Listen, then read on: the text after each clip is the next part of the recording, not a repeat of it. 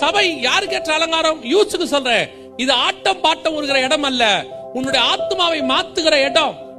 உன் விட முடியாத பாவத்தை விட வைப்பதற்கு வழி சொல்லி கொடுக்கக்கூடிய இடம்.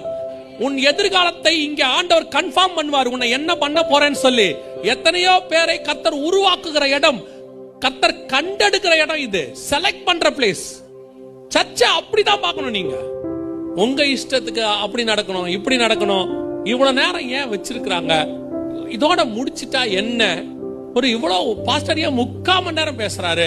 ஒரு 1/2 மணி நேரம் இருந்தா பத்தாதா? ஏன் இத போய் நீங்க கேளுங்களேன். ஹாஸ்பிட்டல்ல ஏன் எங்களை அட்மிட் பண்ணி இத்தனை நாள் வச்சிருக்கீங்க? உடனே டிஸ்சார்ஜ் பண்ணுங்க. அவன் சொல்லுவான், அறுத்து போட்டிருக்கு, 6:30 வரைக்கும் வெளியே போக முடியாது. அவன் சொல்ற காசையும் கட்டி விட்டு உள்ள படுத்து கிடக்குறியா? இல்ல அவன் அப்படிதானே இருக்கிய? அவங்க டிஸ்சார்ஜ் பண்ற வரைக்கும் போறீங்களா? மனசுல இருக்கு கொஞ்சம் டிஸ்சார்ஜ் பண்ணா நல்லா இருக்குமேனு, ஆனா பயமும் இருக்கு. அவர் ஒரு டாக்டர்ஸ் அழகா ஒண்ணு சொல்லுவாங்க, கூட்டு போங்க, ஏதாவது நடந்தா நாங்க பொறுப்பு இல்ல. நீங்க போறியா? அதுக்கப்புறம் சொல்லுவீங்க, கடவுள் மேல பார போட்டு இன்னும் 2 நாள் இருந்துட்டே போவோம். சும்மா ஐசியூல 10 நாள் படுக்க முடியுது, 1/2 மணி நேரம் வந்து இங்க உட்கார முடியல உங்களால. உங்களை சொல்றேன், 1/2 மணி நேரம் இங்க வந்து ஒழுங்கா உட்காருங்க. ஐசியூக்கு போகாம பாதுகாக்க கர்த்தர் வல்லமை உள்ளவராய் இருக்கிறார்.